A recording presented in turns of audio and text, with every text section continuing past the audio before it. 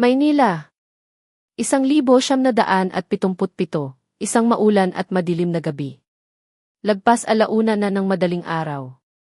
Brownout sa buong lungsod, kaya't nilamon ng dilim ang paligid. Ang tanging naririnig lamang ay ang lagaslas ng ulan sa yero na tila mga balang tumatama, tratat. Tratat. Tratati at ang tunog ng makinilya mula sa itaas na bahagi ng isang lumang bahay na bato. Tak! Tak! Tak! Nakayuko si Kalito sa ibabaw ng kanyang lumang mesa. Puno na ng upos ng sigarilyo ang ashtray sa tabi niya. Sa loob ng silid, ang usok ay tila mga multong sumasayao sa ilalim ng andap-andap na liwanag ng gasera. Hindi nobela ang kanyang sinusulat, kundi isang artikulong pampulitika. Alam niyang ang katotohanan ang pinakamapanganib na sandata sa panahong ito. Ngunit, alam din niyang hindi siya maililigtas ng sandatang ito. Sa gitna ng dilim, 2 matatalim na ilaw ng sasakyan ang humawi sa gabi. Isang owner-type jeep na kadalasang gamit ng militar. Ang ugong ng makina nito ay tila halimaw na umuungol sa gitna ng ulan. Tumigil ang jeep sa tapat ng bahay ni Lito. Hindi pinatay ang makina. Hindi pinatay ang ilaw. 4 na lalaki ang bumaba. Hindi sila nakauniporme. Nakabarong Tagalog at polo shirt sila. Ngunit bakit sa kanilang mga baywang ang umuumbok na mga baril? Sila ang mga intel, ang SC, Philippine Constabulary. Ang mga tahimik na berdugo. Napatigil si Lito sa pagmamakinilya. Walang tahol ng aso. Karaniwan, maingay ang mga askal sa barangay. Pero ngayong gabi, tila pati mga aso ay bahag ang buntot at nagtatago. Bog! Bog! Bog! Ang katok sa pinto ay parang hampas ng maso. Nagising ang asawa ni Lito mula sa kwarto. Lito! Sino yan? Nanginginig ang kanyang boses. Sumilip si Lito sa pagitan ng mga kapis na bintana. Nang makita niya ang jeep, nanigas ang kanyang dugo. Alam na niya. Oras na niya. Buksan niyo to. Kasama niyo si Kapitan. Ang boses mula sa labas ay puno ng otoridad. Lumingon si Lito sa kanyang asawa. Huwag kang matakot. Huwag kang iimik. Babalik ako. Isang kasinungalingan. Kapag kinuha ka ng AC, bihira na ang nakababalik. Pagkabukas ni Lito ng pinto, sa pilitang pumasok ang 4 na lalaki. Hindi naghubad ng sapatos. Ang putik mula sa kanilang mga bota ay kumalat sa makintab na sahig na nara. Ikaw ba si Angelito Reyes? Tanong ng leader nila. Walang emosyon ang mukha. Ang mga mata ay singlamig ng isang ahas. Ako nga po. Anong kailangan nyo? May itatanong lang kami. Sumama ka. Walang papel, walang warrant of arrest, walang paliwanag. Hindi ito imbitasyon, ito ay pagdukot. Lumapit ang asawa ni Lito. Saan nyo dadalhin ang asawa ko? Tinulak siya ng isa sa mga ahente. Napaupo siya sa sahig. Tumahimik ka. Gusto mo bang isama ka namin? Ang linyang iyon ay nagpatahimik sa buong bahay. Tumingin si Lito sa asawa at umiling. Huwag. Manahimik ka na lang, ang sabi ng kanyang mga mata. Kinalagkad nila si Lito palabas ng bahay. Ang ulan ay humahampas sa kanyang mukha. Pagdating sa tapat ng jeep, sinuotan siya ng sako sa ulo. Naglaho ang mundo. Nanikip ang kanyang dibdib. Ang loob ng sako ay amoy pawis at luma at tuyong dugo. Itinali ang kanyang mga kamay sa likod. Ang tunog ng posas na ikliki ay hudyat na tapos na ang kanyang kalayaan. Inihagis siya sa likod ng jeep. Putang ina mo. Umayos ka dyan. Pag gumalaw ka, yari ka. Isang malamig na dulo ng baril ang dumampi sa kanyang sentido. Humagibis ang jeep paalis. Naiwan ang maliit na bahay ni Lito sa gitna ng ulan. Ang iyak ng kanyang asawa ay nilamon ng ingay ng bagyo. Hindi alam ni Lito. Sa pupuntahan niya, walang araw at gabi. Walang batas. Walang awa. Ang lugar na iyon ay Camp Crame. Tumigil ang sasakyan. Pagkatigil ng makina, pumasok sa pandinig ni Lito ang mga tunog ng paligid. Kalansing ng mga kadena, tahol ng mga aso, at sa di kalayuan, ang sigaw ng isang lalaking tila binabalata ng buhay. Baba! Hinila si Lito pababa. Paglapat ng paa niya sa lupa, agad siyang sinikmuraan. If! Nawalan siya ng hininga at napaluhod sa putikan. Tinanggal ang sako sa kanyang ulo. Nasilyaw siya sa biglaang pagtutok ng searchlight. Nang makasanayan ng mata niya ang liwanag, nakita niya ang mataas na pader na may barbed wire. Ang lumot at kalawang sa gate ay saksi sa dami ng nagdusa rito. Hindi ito kulungan lang. Ito ay isang lungsod ng mga patay na humihinga pa. Sininyasan ng opisyal ang isang guard. Espesyal na bisita to, hindi na kailangang ilista sa logbook. Dalhin sa Bartolina 4. Hindi na kailangang ilista. Nanlamig ang sikmura ni Lito. Ibig sabihin, walang opisyal na record na narito siya. Kahit mamatay siya rito, walang makakaalam. Isa na siyang desaparesido. Tinulak si Lito sa isang masikip na selda. Ang sahig ay semento, madulas at mamasa-masa. Ang hangin ay may masangsang na amoy, pinaghalong amoy ng ihi, nabubulok na pagkain at natuyong dugo. Ang amoy ng takot. Hubad, utos ng leader ng mga gwardya. May hawak itong yantok.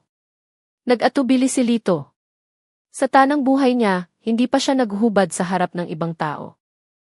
Isa siyang manunulat, isang edukadong tao. Sabi ng hubad Pak! Ang yantok ay humagupit sa likod ni Lito na parang latigo ng kidlat.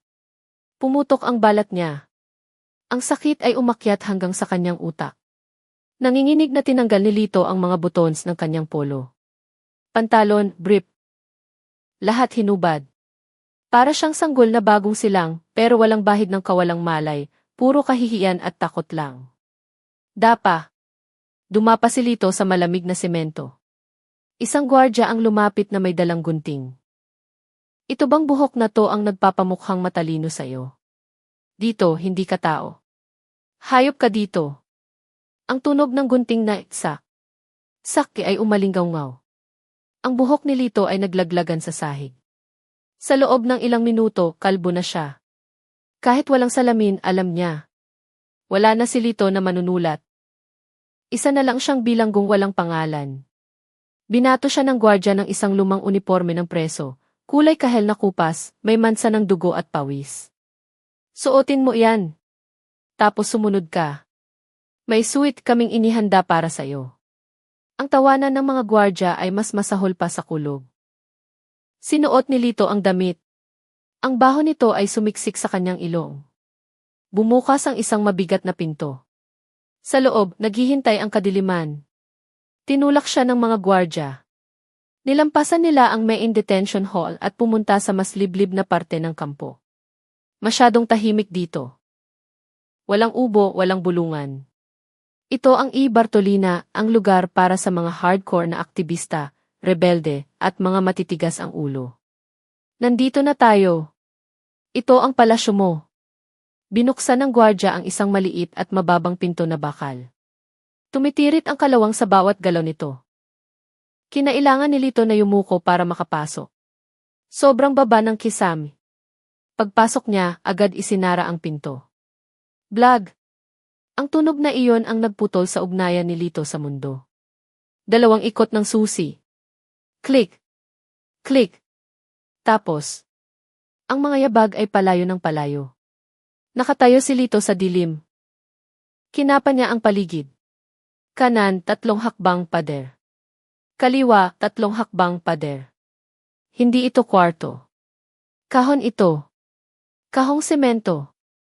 Alam na niya kung bakit kwadra ang tawag ng iba dito. Hindi ito para sa tao. Para ito sa hayop. Napaupo si Lito sa sahig. Ang semento ay kasing lamig ng yelo. Ang hangin ay kulob. May masangsang na amoy sa sulok. Kinapa niya, isang latsay, timba, na walang takip. Ang arinola niya. Walang kahit anong liwanag. Hindi niya alam kung nakadilat siya o nakapikit. Ang dilim na ito ay may bigat. Dinadaganan nito ang dibdib ni Lito. Hindi niya alam kung gaano katagal na siya doon. Walang relo. Walang araw. Kumukalam ang sikmura niya. Uhaw na uhaw siya. Pero sino ang hihingan niya? Tao po. May tao ba dyan? Sigaw niya. Ang boses niya ay bumanggalang sa pader. Walang sumagot. Bigla niyang napansin. May nakasulat sa pader. Kinapa niya gamit ang daliri. Mga letrang inukit gamit ang kuko o bato. Nandito ako. Pero wala na ako.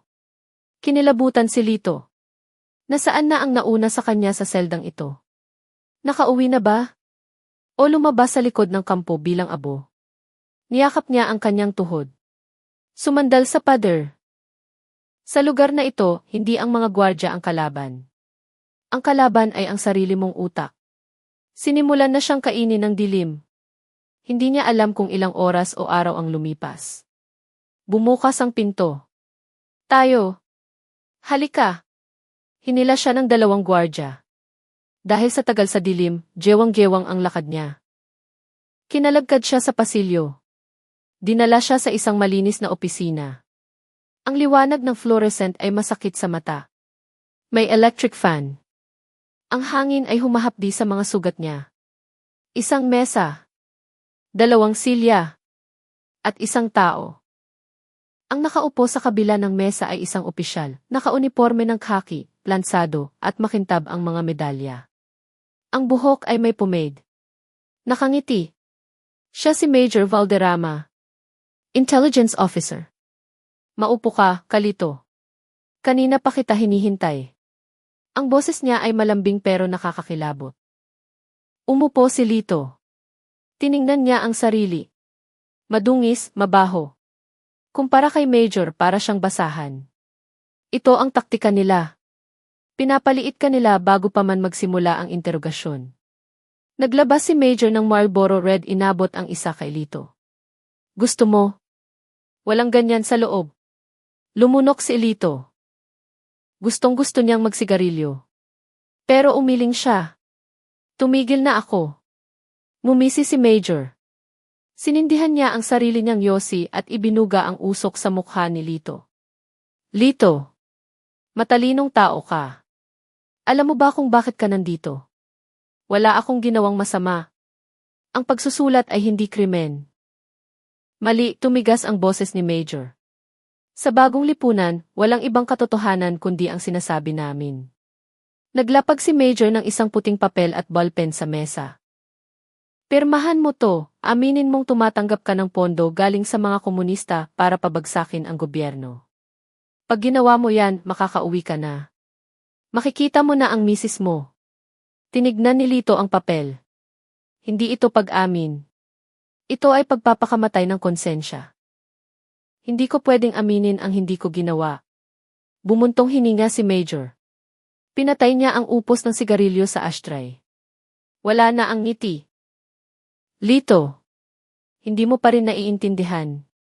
Ang lugar na to ay labas sa batas. Kahit patayin ka namin ngayon, walang magtatanong. Wala ka na sa mundo ng mga tao. Multo ka na. Tumango siya sa mga gwardya. Dalhin niyo na. Mukhang gusto pa niyang mag-exercise. Hinila si Lito patayo. Huling sinabi ni Major, sa susunod na magkita tayo. Baka hindi ka na makapagsalita. Dinala nila si Lito sa isang kwartong walang laman kundi semento at dugo. Sa pader, nakasabit ang mga tubo, yantok at jumper cable. Isang gwardya ang humisi. O sige, simulan na natin ang San Juanico Bridge.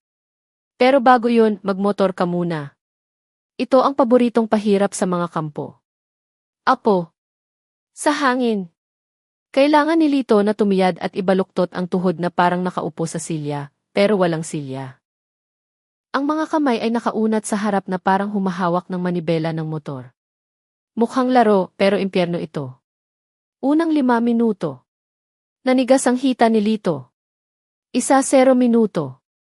Nanginig ang kanyang mga binti. Tumutulo ang pawis sa mata niya, mahapdi. 15 minuto. Ang hita niya ay parang sinusunog. Ang mga buto niya ay parang bibigay na. Kinagat ni Lito ang kanyang labi hanggang sa dumugo. Huwag kang titigil. Wala pa tayo sa Bulacan. Magmotor ka, sigaw ng gwardya habang humihitit ng sigarilyo. Hindi na kaya ni Lito. Bumigay ang tuhod niya at bumagsak siya sa semento. Pak!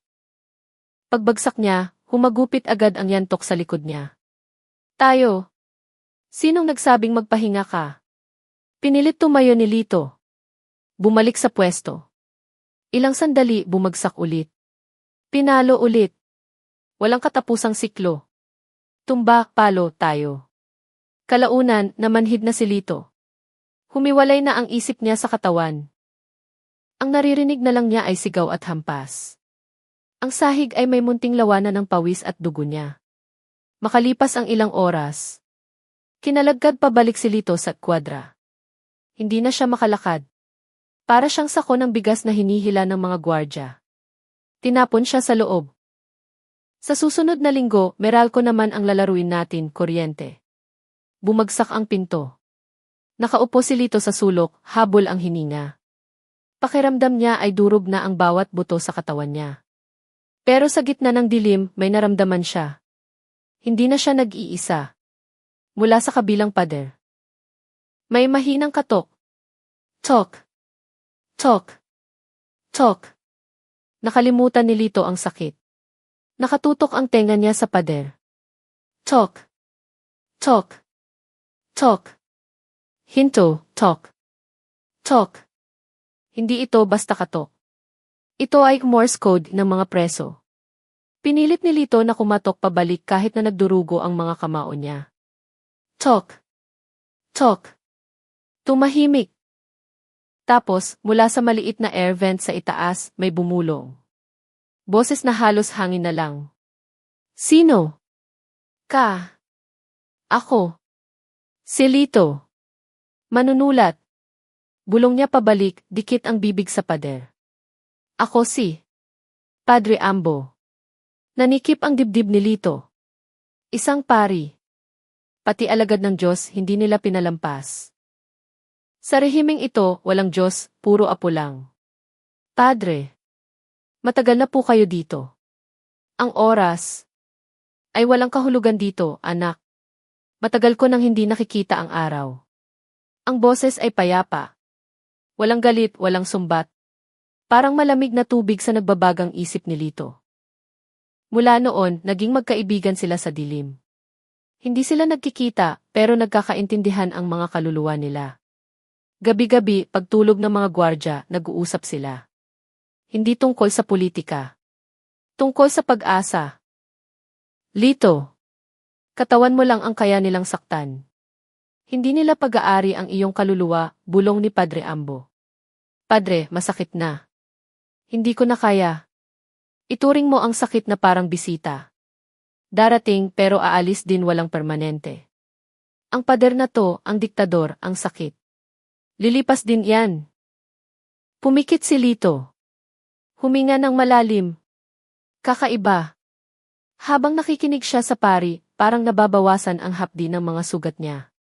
Isang araw may naghatid ng pagkain. Panis na kanin at tuyo. Kinuha ni Lito ang kanin. Lumapit siya sa vent. Padre. Kumain po kayo. Inusot niya ang kapirasong kanin sa butas. Tahimik sa kabila. Tapos, salamat, anak. Nagdadamayan sila sa dilim. Binubuo nila ulit ang pagkatao ng isa't isa.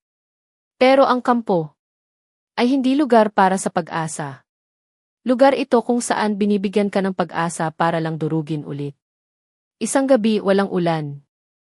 Tahimik ang lahat. Rinig ni Lito ang sarili niyang tibok ng puso. Oras na ng usapan. Tumahimik na ang mga bota ng gwardya. Lumapit si Lito sa pader. Kumatok siya ng mahina. Tok. Tok. Nag-abang siya. Karaniwan, sasagot si Padre Ambo. Tok. Tok. Pero ngayong gabi, tahimik. Kumatok ulit si Lito. Mas malakas. Tok. Tok. Walang sagot. Ang pader ay malamig. Padre. Tulog na po ba kayo? Bulong niya sa vent. Bigla may mga yabag sa pasilyo. Hindi lang isa. Marami. Ang tunog ng combat boots ay mabilis at agresibo. Huminto sila hindi sa tapat ni Lito, kundi sa kabila. Sa selda ni Padre Ambo. Bumukas ang bakal na pinto. Jeng. Tayo. Padre. Sigaw ng isang lalaki. Dikit ang tenga ni Lito sa pader. Nanlalaki ang mata niya. Rinig na rinig niya ang kalabog sa kabila. Mga anak, saan niyo ako dadalhin? Mahinahon pa rin ang boses ni Padre. Huwag kang madaldal. Manahimik ka. Blag. May tumamang katawan sa pader. Yumanig pati ang panig ni Lito. Damang-dama niya ang sakit. Youth, daying ni Padre. Tapos, tunog ng kinakalagkad na katawan. Hindi nakatiis si Lito. Kinampay niya ang pader. Hoy! Anong ginagawa niyo? Huwag niyo siyang saktan. Yung nasa kabila. Manahimik ka. Gusto mong sumama? Pinalo ng gwardya ang pinto ni Lito kaya napaatras siya. Ang ingay sa kabila ay lumabas sa pasilyo. Tunog ng mabigat na bagay na hinihila sa sahig. Nai-imagine ni Lito ang dugo. Pahina ng pahina ang mga boses. Tapos ang tunog ng malaking bakal na gate. Blag. Tapos. Katahimikan. Bumalik si Lito sa pader. Lumuhod siya. Padre. Katahimikan. Iba ang katahimikang ito. Dati may pag-asa. Ngayon amoy kamatayan.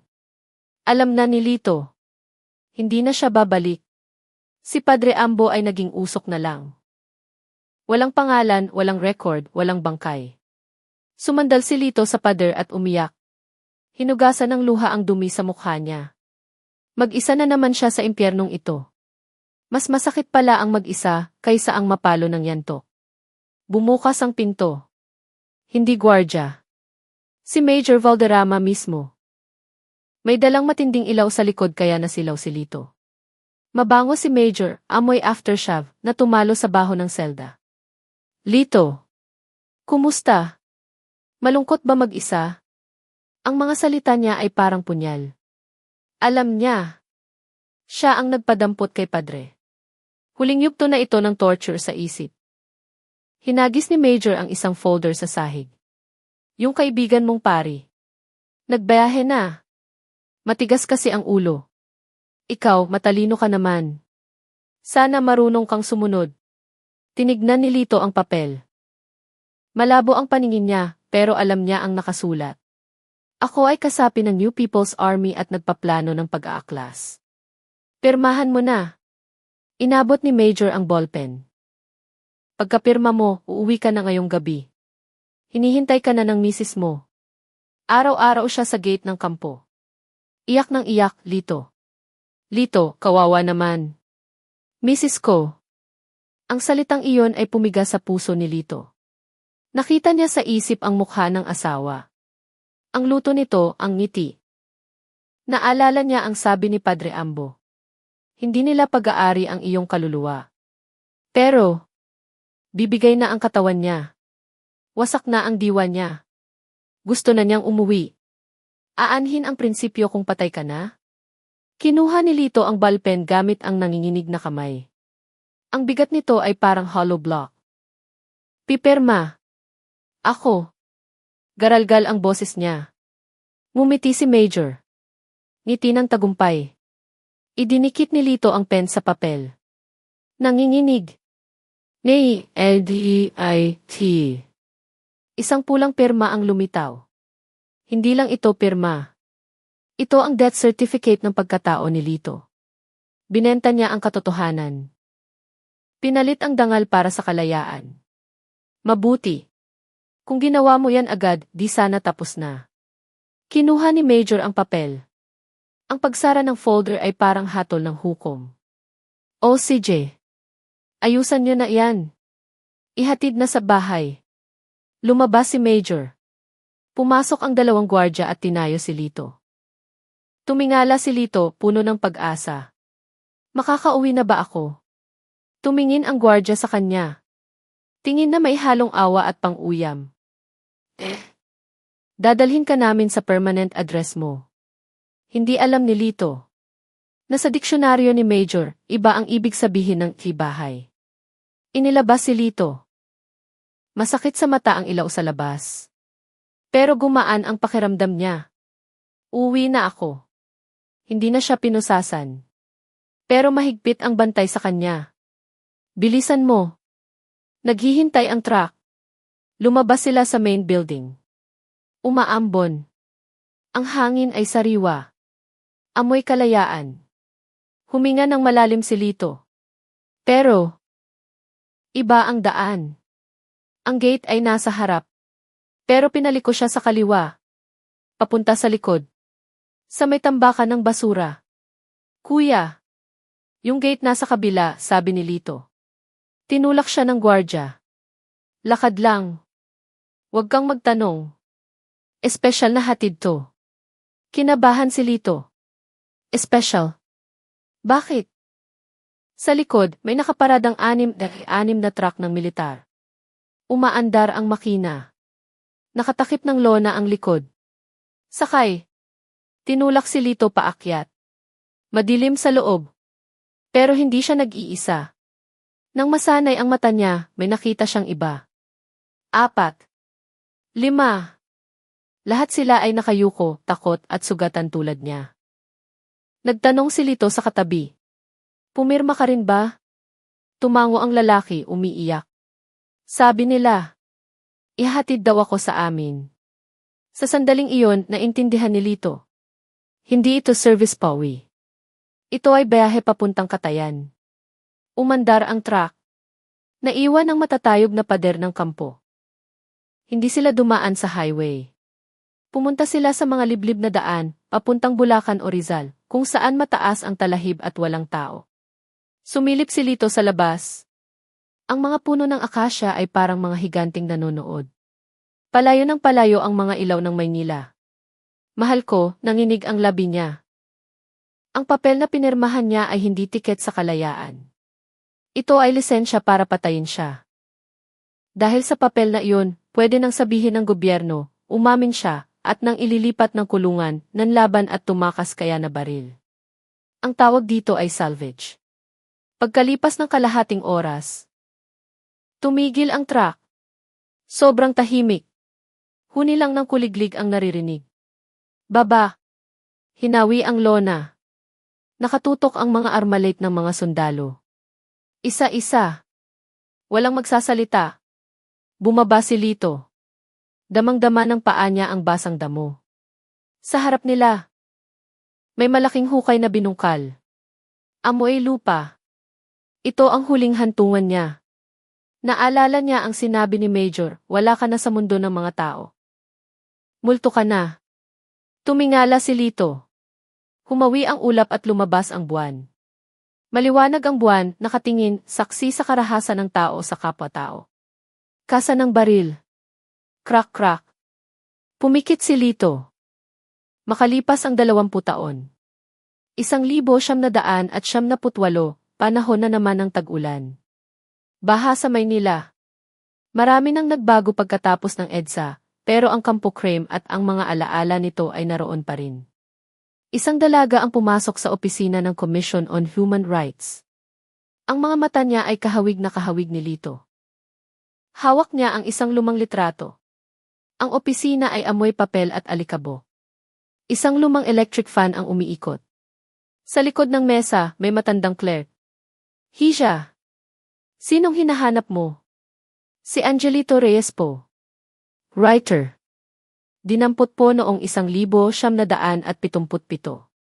Matatag ang boses niya pero nanginginig ang kamay. Inayos ng matanda ang salamin niya. Tumayo at kinuha ang makakapal na lugbook na puno ng alikabo. 1977. 1977. Binuklat niya ang mga pahina. Bawat pahina, puno ng pangalan. Libo-libong tao. Libo-libong buhay na nawala. Ilang minuto ang lumipas. Sinara ng matanda ang libro. Lumipad ang alikabo. Umiling siya. Wala, Hisha. Walang record. Po. Nagulat ang dalaga. Pakitingnan po ulit. Sigurado po ako. Pumunta pa si nanay sa kampo noon. Tumingin ang matanda ng may awa. Hisha. Ito ang opisyal na record. Kung wala siya dito, ibig sabihin hindi siya dinala sa kampo kailanman. Pero, tao po yun. Hindi naman pwedeng naglaho na lang siya parang bula. Noong panahong iyon, may mga taong naglalaho na lang talaga. Hindi lang nila pinatay si Lito. Pinatay nila pati ang katotohanan na nabuhay siya.